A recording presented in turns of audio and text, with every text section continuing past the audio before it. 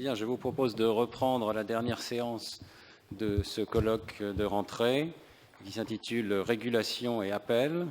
Et tout de suite, nous allons entendre M. Louis Schweitzer, dont on connaît le travail à la société Renault et qui est maintenant président de la Haute Autorité de lutte contre les discriminations et pour l'égalité, qui va donc nous parler de qu'est-ce qu'une haute autorité indépendante. Merci beaucoup. Mesdames et messieurs, bonsoir.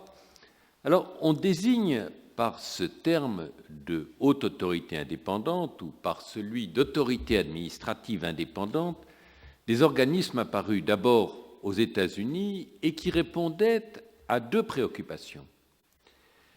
Il s'agissait d'abord, dans un pays où la Chambre des représentants est réélue tous les 2 ans, où l'administration est soumise au système des dépouilles, de mettre à l'abri des aléas de la politique certaines activités de régulation.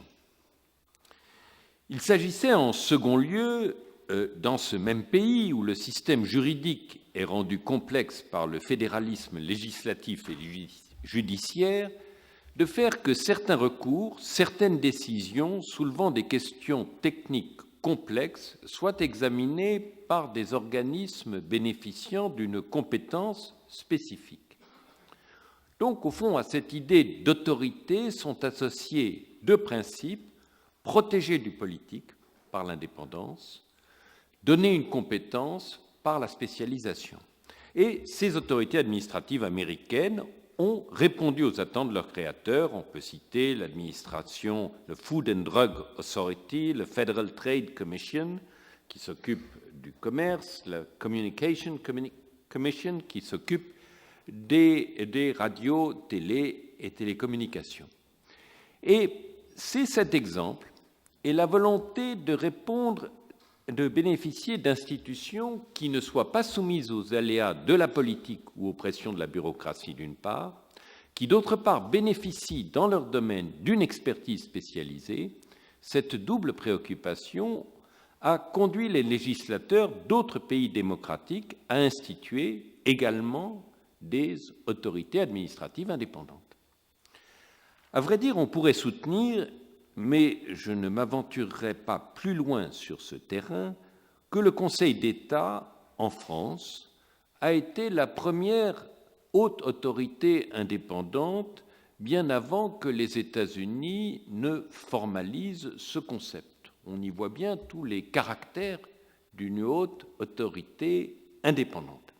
Toujours est-il qu'il existe aujourd'hui, je l'ai dit, dans presque tous les pays occidentaux, des autorités indépendantes qui peuvent être dénommées autorités, haute autorité, commission, haute, conseil, conseil, bref, qui ont toute une série d'intitulés.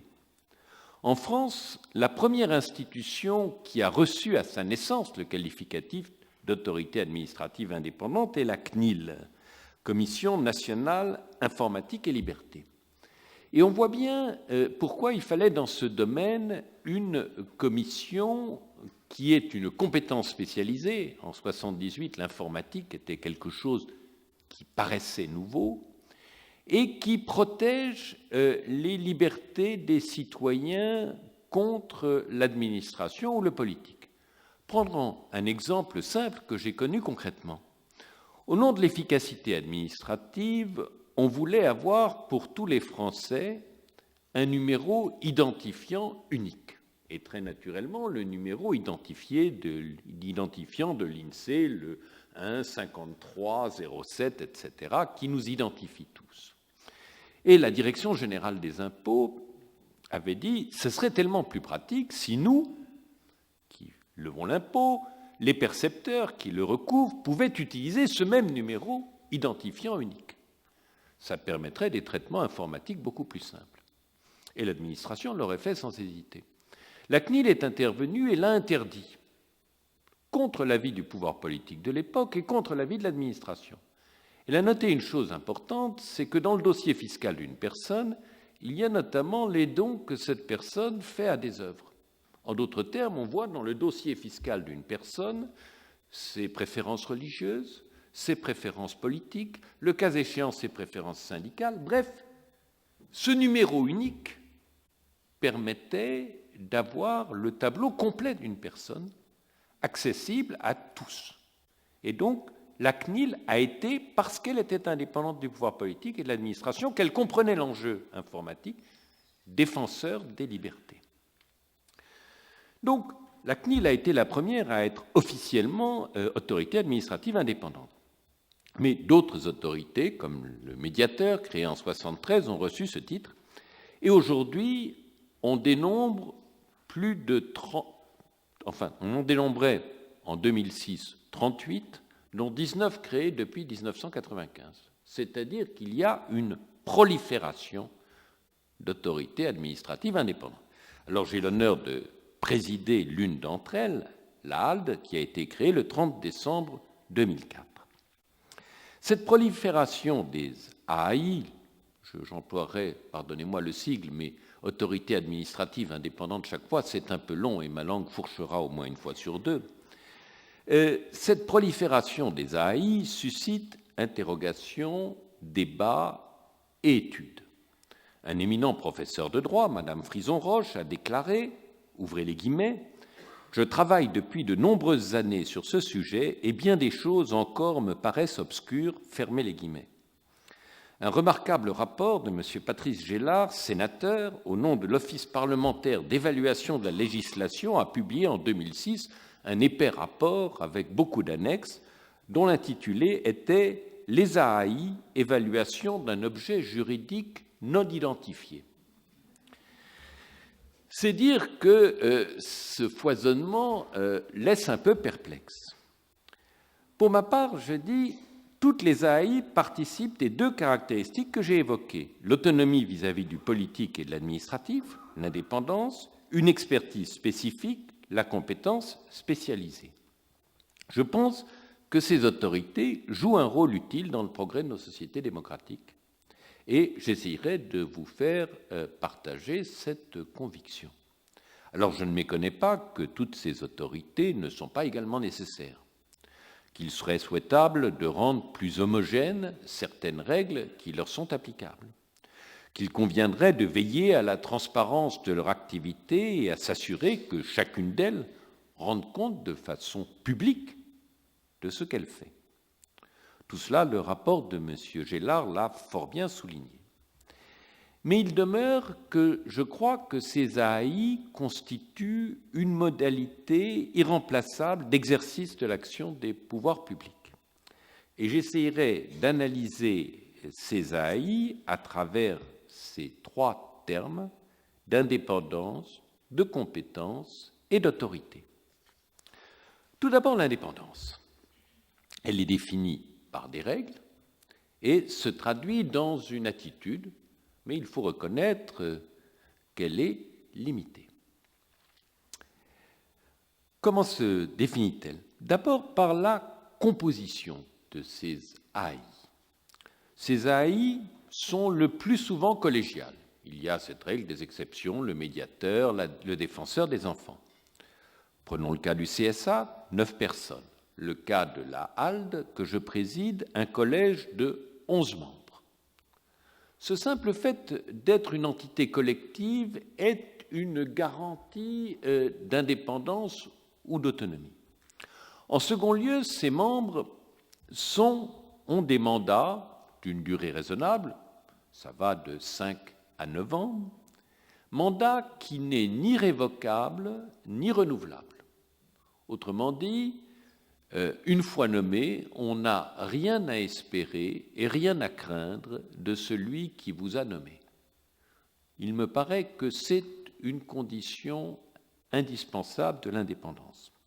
En troisième lieu, toujours ces membres sont soumis à un processus de désignation qui fait intervenir plusieurs autorités chargées de la nomination. Par exemple, dans le cas de l'ALDE, il y a des membres nommés par le président de la République, nommés par le président du Sénat, nommés par le président de l'Assemblée nationale, nommés par le Premier ministre, par le premier président de la Cour de cassation, par le vice-président du Conseil d'État. Bref, un ensemble d'autorités qui assurent que cette autorité collective ou collégiale n'est pas en fait sourcée dans une seule personne.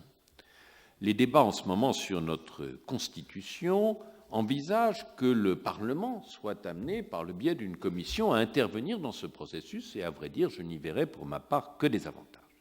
Donc des autorités indépendantes par leur système de nomination, leur composition. Des autorités, c'est la seconde condition de l'indépendance, ayant des moyens propres. Une autorité sans moyens n'a pas de capacité d'indépendance. Toutes les AAI ont un personnel et un budget propre. Par exemple, dans le cas de la HALDE, il y a 73 agents permanents de la HALDE et un budget qui représente à peu près 11 millions d'euros. Le président de ces autorités administre librement ses agents et est l'ordonnateur de ses dépenses. Donc il y a une autonomie dans la gestion de ces moyens. Est-ce que ça veut dire que ces moyens échappent à tout contrôle? Bien sûr que non. D'abord, il y a les contrôles de droit commun de la dépense publique. Un comptable public, la Cour des comptes, qui surveille la bonne gestion qui a été faite de ces moyens par l'autorité. Et surtout, le budget des autorités administratives indépendantes suit le sort commun des budgets, c'est-à-dire qu'il fait l'objet d'arbitrages gouvernementaux et qu'il est soumis au vote du Parlement. Et ni ces arbitrages, ni ce vote ne sont de pure formalité. On constate bien au contraire que ces arbitrages sont difficiles et que ce vote est quelquefois contesté. Il est arrivé que le Parlement réduise massivement les crédits d'une autorité dont il désapprouvait certaines actions. Ça montre bien une limite à l'indépendance. Et puis, derrière cela, il y a une autre question, c'est l'adéquation des moyens à la mission. On voit bien qu'une autorité, même morale, a besoin de certains moyens. Je vais prendre l'exemple de la CNIL. Le sénateur turc, le président de la CNIL, dit « Il y a une disproportion telle entre les moyens qui me sont alloués et les missions qui me sont confiées que je déclare que je ne peux pas assumer mes missions. » Une autre façon de présenter ce même problème, c'est de dire autant il y a des standards sur les moyens nécessaires, par exemple, pour prélever ou recouvrer l'impôt, autant pour une autorité chargée de la lutte contre les discriminations, il n'y a pas de niveau standard des moyens.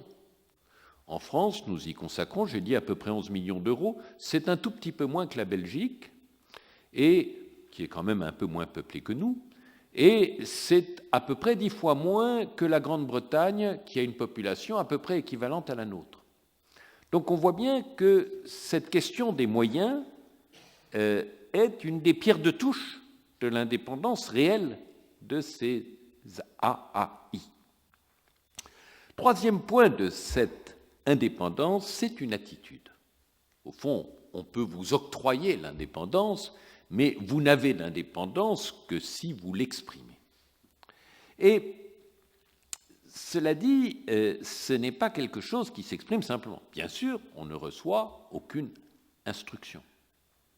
C'est clair, et je crois que, d'ailleurs, aucun gouvernement n'imaginerait que l'on donne des instructions. Mais on agit dans un domaine éminemment politique. Pour reprendre l'exemple de la lutte contre les discriminations et pour l'égalité, l'actualité du dernier mois nous a rappelé que c'est un sujet qui n'est pas en dehors du débat politique. Donc, on agit dans le domaine politique. On agit dans le domaine politique, en principe, d'une façon non partisane, mais avec une liberté totale. Et on est dans une situation vis-à-vis du droit positif, tel qu'exprimé par la jurisprudence, la loi ou les traités, qui est un peu la même.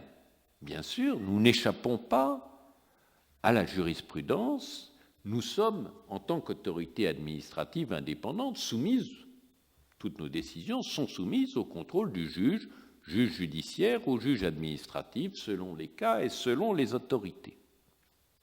Mais nous ne sommes pas prisonniers du droit positif. C'est-à-dire que nous avons le devoir d'essayer d'être, dans un certain nombre de cas, en avance sur le droit positif, là où, par exemple, le droit positif nous paraît ne pas être aligné avec l'équité. C'est la mission première du médiateur de la République que de corriger les cas où le droit positif aboutit à quelque chose d'inéquitable. Nous avons comme devoir de veiller à ce que le droit positif tel que nous avons, indépendamment de sa régularité formelle ou juridique, soit en accord avec la philosophie, les principes généraux des droits.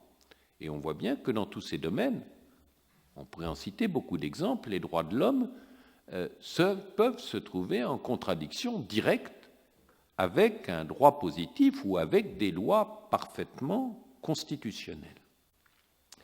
Et donc, il y a une attitude d'indépendance, alors même que l'indépendance n'est pas absolue, et que le législateur, d'ailleurs, pourrait parfaitement, dans un mouvement d'humeur, supprimer une autorité administrative indépendante qui lui déplairait. Et c'est là aussi ce qui a conduit ce qui a conduit en Espagne à faire du défenseur du peuple, une sorte qui est un équivalent de notre médiateur, une autorité constitutionnelle. Et là aussi, il y a une réflexion en cours, alors je ne sais pas comment elle débouchera dans la commission Balladur, sur le point de savoir s'il faut donner une assise constitutionnelle à ces autorités administratives indépendantes. Donc, premier point de ces autorités, cette indépendance, qui est une façon d'aborder les choses et dont j'ai essayé de montrer qu'elle n'était pas illimitée et pas sans contrôle. Second trait de ces AI, la compétence. J'ai dit, c'est un des éléments fondateurs de la création des AI. Et en effet, et c'est le premier élément de cette compétence, toutes les AI sont des institutions spécialisées. Soit sectorielles, c'est-à-dire qu'elles s'adressent à certains acteurs spécifiquement, par exemple le Conseil supérieur de l'audiovisuel est compétent vis-à-vis des acteurs de l'audiovisuel, l'autorité des marchés financiers est compétente vis-à-vis des sociétés cotées et de ceux qui participent à leur activité. Soit cette spécialisation est horizontale sur certains sujets. La CNIL sur l'informatique, mais l'informatique publique, privée, quel qu'en soit l'acteur. La HALD sur toutes les discriminations, quel qu'en soit l'auteur ou la victime. Cette spécialisation est un facteur d'efficacité. D'abord parce que le personnel des HALD, des autorités administratives indépendantes, est composé de spécialistes. Et puis parce que l'institution constitue peu à peu une jurisprudence et une doctrine, et donc crée par sa spécialité un corps de pensée ou d'expression qui établit sa compétence. Je vais prendre l'exemple des discriminations. La HALD, depuis sa création, a été saisie de 10 000 réclamations pour discrimination.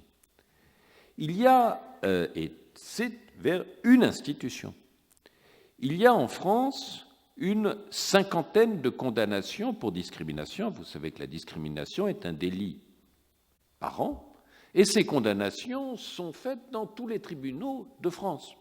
On voit bien qu'un tribunal n'a pas du tout la capacité d'avoir la connaissance du sujet s'il traite une affaire tous les 2 ans.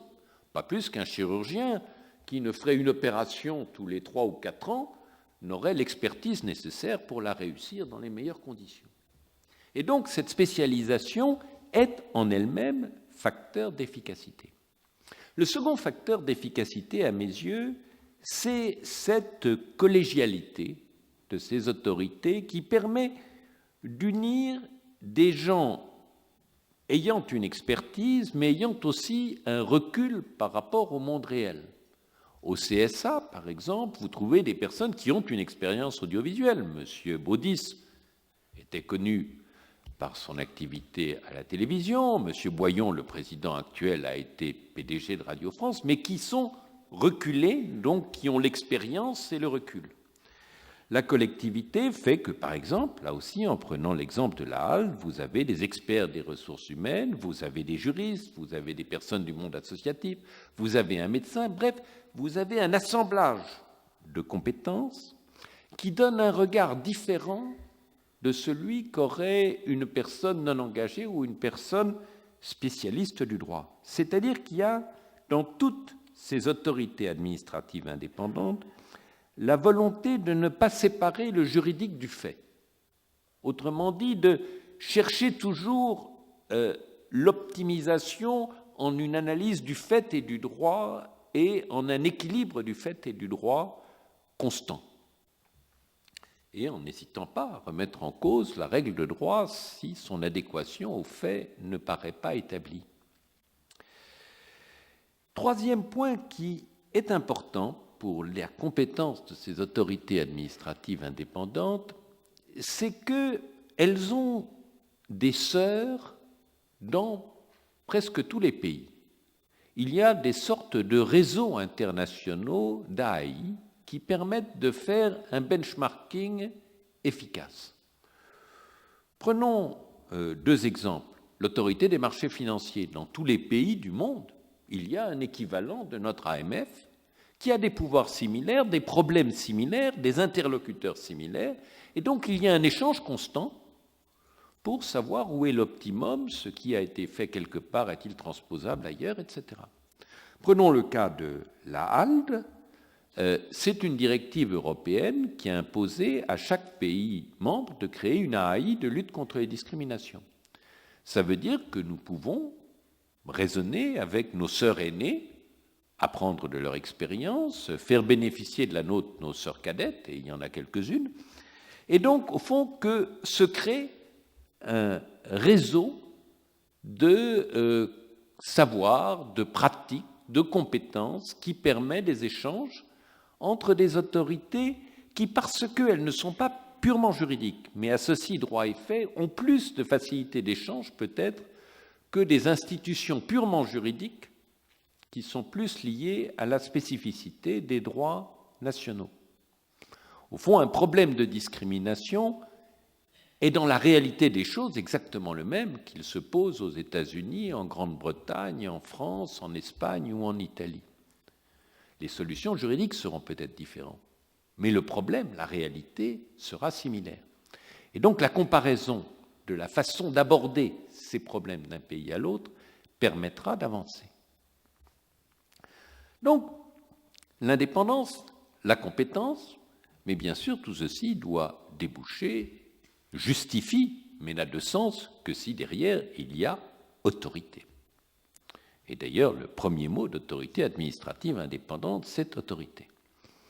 Alors, me référant à la présentation précédente, c'est vrai qu'il y a une vraie différence entre autorité et pouvoir.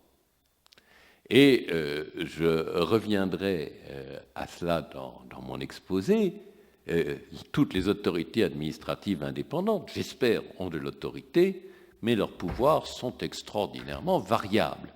Et quand on parle d'autorité morale, c'est une façon polie de dire qu'il n'y a pas d'autorité réelle. Cela dit, je ne pense pas qu'il faille, sur ce point, être trop pessimiste. Analysons un peu les choses. D'abord, certaines de ces AAI ont un vrai pouvoir de décision délégué de l'État. Ce sont notamment celles qui s'adressent à des interlocuteurs spécifiques. Le CSA, l'AMF ont un pouvoir réglementaire et décisionnel délégué vis-à-vis de certains interlocuteurs. Dans un autre champ, la CNIL a un pouvoir décisionnel qui lui a été délégué par l'État. C'est une autorité au sens propre du terme sur un certain nombre de dossiers. Donc, mais d'autres autorités peuvent vivre sans jamais être saisies, sont dépendantes du fait de recevoir des recours, d'être saisies. C'est le cas du médiateur, c'est le cas de la HALT, c'est le cas du défenseur des enfants, c'est le cas de la CADA. Ce sont des autorités qui ne sont pas un point de passage obligé, contrairement à la CNIL, au CSA et à l'AMF. Ce sont des autorités qui sont d'abord, et c'est le second groupe, des instances de recours. Autrement dit, l'autorité est d'abord autorité de recours. Alors, ce recours peut être limité, ça a été le cas du médiateur, c'est toujours le cas du médiateur, c'est le cas de la Commission nationale de déontologie de la sécurité. Dans les deux cas, le législateur a dit que le recours devait être porté par un parlementaire. sans doute pour épargner des tâches inutiles à ces autorités, surtout pour protéger l'administration d'un interventionnisme excessif. Dans la vérité, on voit que le médiateur a tourné assez habilement cela, puisqu'il est saisi de 60 000 recours par an et qu'il ne reçoit pas 60 000 lettres de parlementaires par an. Dans d'autres cas, le recours peut être ouvert à tous. C'est le cas de la HALD. Ça a donné lieu à des débats, mais n'importe qui peut saisir la HALD sans frais. Il n'y a pas besoin d'intermédiaire pour saisir la HALD. Et puis, il y a aussi la capacité de s'autosaisir, qui est indissociable du recours. On peut, en lisant le journal, en écoutant les nouvelles, découvrir des problèmes qui justifient un recours et donc s'autosaisir. Toutes les AAI, une fois qu'elles sont saisies, ont un pouvoir d'investigation. C'est essentiel. Parce que, très souvent, dès lors que l'on ne sépare pas le droit du fait, le problème est d'établir la réalité du fait. Et ceci exige une compétence, un engagement particulier. Je n'entre pas dans la technique de ce pouvoir d'investigation, mais c'est une dimension essentielle de toutes ces AAI. Après l'investigation vient bien sûr la question de qu'est-ce qu'on fait. Et la question qui vient, c'est est-ce qu'il y a un pouvoir de sanction ou d'injonction? Le pouvoir d'injonction en France est rare. Il est plus répandu dans les pays anglo-saxons. Mais il existe, par exemple, en France, le Conseil national de la concurrence peut faire injonction, sous peine d'amende, de faire telle ou telle chose à tel acteur économique. La sanction, là aussi, on trouve en France toute la palette. Depuis l'absence totale de pouvoir de sanction, c'était le cas de la HALD à sa naissance, jusqu'à la capacité d'infliger des sanctions élevées, c'est le cas de l'AMF, c'est le cas de la CNIL, c'est le cas du Conseil de la concurrence, à un pouvoir un peu intermédiaire que la HALD a obtenu, non sans mal, qui est un pouvoir de transaction pénale, c'est-à-dire de proposer une sanction transactionnelle aux parties de l'affaire. L'expérience américaine étant que ces sanctions transactionnelles sont souvent une voie efficace et rapide de sanction. Dernier point sur ces instances de recours, ça veut dire bien sûr qu'il faut qu'il y ait des garanties procédurales, je n'y entrerai pas, mais dès lors que ces autorités ont un pouvoir, il faut qu'elles offrent des garanties procédurales aux parties devant elles. Donc, quelquefois un pouvoir de réglementation, le plus souvent une instance de recours, plus ou moins limitée, et toujours, je dis bien, une autorité morale. Alors, c'est quoi l'autorité morale? Eh bien, c'est le droit, bien sûr, de faire des recommandations, soit générales, changer telle loi, changer telle réglementation, avancer sur tel sujet, soit particulière, corriger telle situation particulière qui concerne tel citoyen ou telle personne ou tel salarié à tel moment dans tel endroit. N'importe qui peut faire des recommandations. Comment leur conférer l'autorité? D'abord, par le fait de pouvoir les rendre publiques. Ensuite, par le fait qu'elles aient un poids du fait de la personne qui les émet.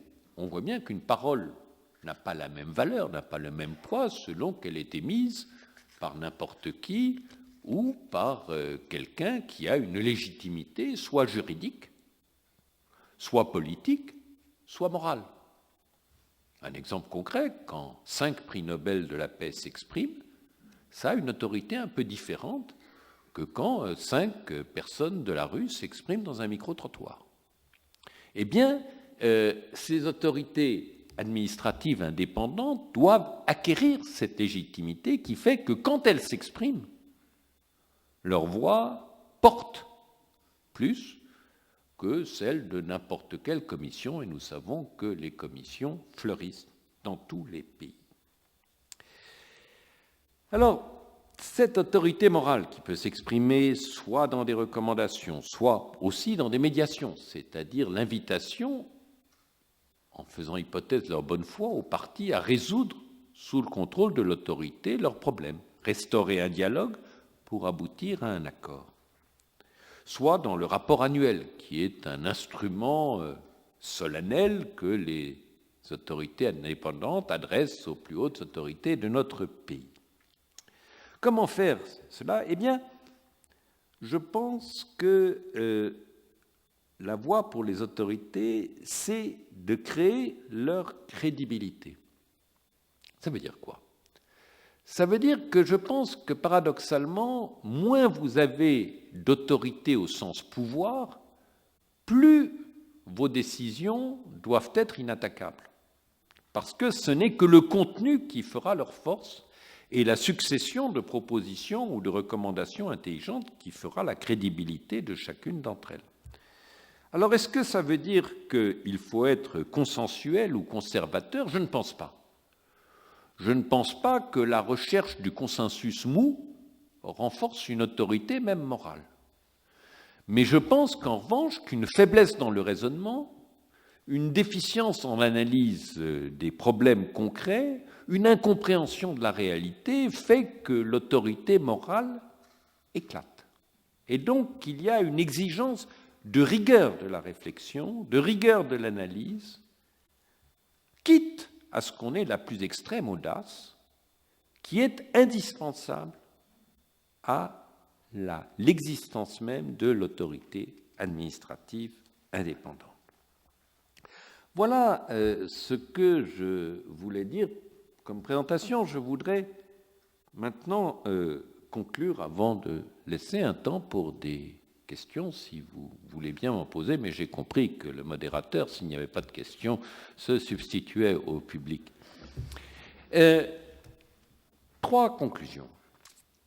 Premier point, je le dis, une autorité administrative indépendante doit être justifiée par ces 3 éléments, l'indépendance, la compétence, l'autorité morale, quels que soient ses pouvoirs, son rôle, son statut. Si ces 3 éléments ne sont pas là, il n'y a pas d'AAI. Deuxième point, on a souvent dit que ces AAI sont une dérogation à la légitimité du pouvoir politique démocratique. Je suis convaincu du contraire. Et je le redis, chacune de ces AAI trouve sa source dans une décision politique. Chacune de ces AAI peut être supprimée par une décision démocratique et politique. Chacune de ces AAI, par les nominations, par les budgets, est soumise au contrôle constant de fait des autorités politiques. Et il se crée là un équilibre. Au fond, le pouvoir politique souhaite mettre à l'abri de certains aléas, certaines décisions, mais ça ne veut pas du tout dire que ce pouvoir politique se désintéresse de ces sujets.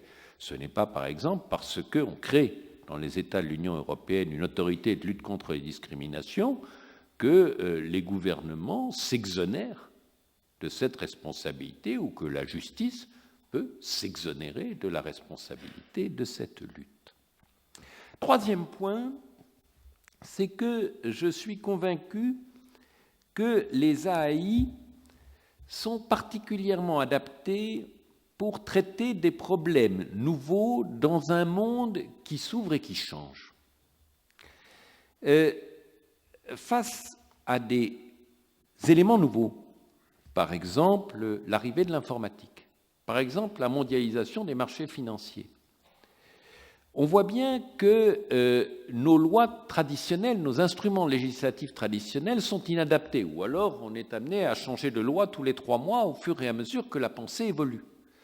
Donc on a besoin de constituer une réflexion jurisprudentielle concrète, enserrée dans les faits, qui permet justement d'accompagner la découverte des choses, sans doute avant de les figer définitivement dans des systèmes législatifs ou administratifs traditionnels.